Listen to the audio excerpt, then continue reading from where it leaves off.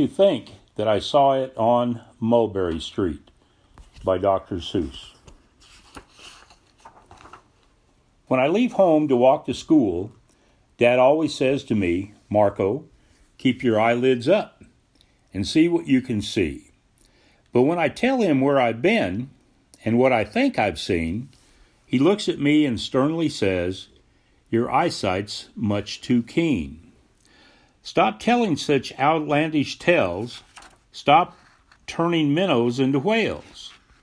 Now, what can I say when I get home today?" All the long way to school and all the way back, I've looked and I've kept careful track. But all that I've noticed, except my own feet, was a horse and a wagon on Mulberry Street. That's nothing to tell.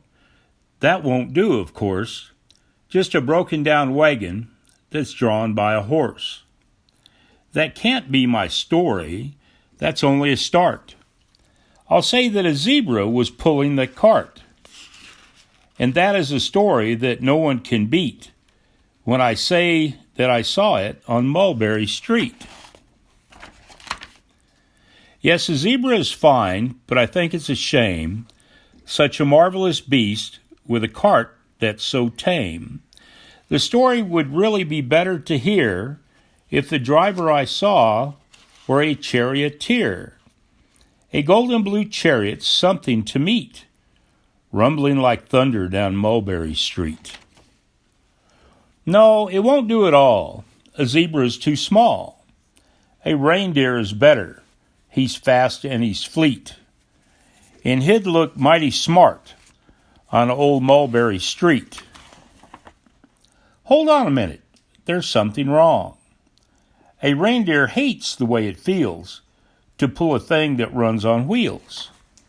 He'd be much happier instead if he could pull a fancy sled. A reindeer and sleigh? Say, anyone could think of that. Jack or Fred or Joe or Nat. Say, even Jane could think of that. But it isn't too late to make one little change. A sleigh and an elephant. There's something strange. I'll pick one with plenty of power and size. A blue one with plenty of fun in his eyes. And then just to give him a little more tone, have a Rajah with rubies perched high on a throne. Say, that makes a story that no one can beat when I say that I saw it on Mulberry Street. But now I don't know. It still doesn't seem right. An elephant pulling a thing that's so light would whip it around in the air like a kite. But he'd look simply grand with a great big brass band. A band that's so good should have someone to hear it, but it's going so fast that it's hard to keep near it. I'll put on a trailer. I know they won't mind if a man sits and listens while hitched on behind. But now, is it fair? Is it fair what I've done? I'll bet those wagons may weigh more than a ton. That's really too heavy a load for one beast. I'll give him some helpers. He needs 2 at least. But now what worries me is this. Mulberry Street runs into Bliss. Unless there's something I can fix up, there'll be an awful traffic mix-up. It takes police to do the trick, to guide them through where traffic's thick. It takes police to do the trick. They'll never crash now. They'll race at top speed, with Sergeant Mulvaney himself in the lead.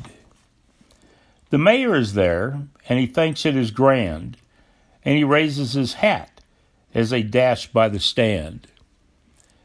The mayor is there, and the aldermen too, all waving big banners of red, white, and blue. And that is a story that no one can beat when I say I saw it on Mulberry Street. With a roar of its motor, an airplane appears and dumps out confetti while everyone cheers. A 10-foot beard that needs a comb. No time for more. I'm almost home. I swung around the corner and dashed through the gate. I ran up the steps, and I felt simply great. For I had a story that no one could beat, and to think that I saw it on Mulberry Street. But Dad said quite calmly, just draw up your stool and tell me the sights on the way home from school. There was so much to tell, I just couldn't begin. Dan looked at me sharply and pulled at his chin. He frowned at me sternly from there in his seat. Was there nothing to look at? No people to greet? Did nothing excite you or make your heart beat? Nothing, I said, growing red as a beet, but a plain horse and wagon on Mulberry Street. To think that I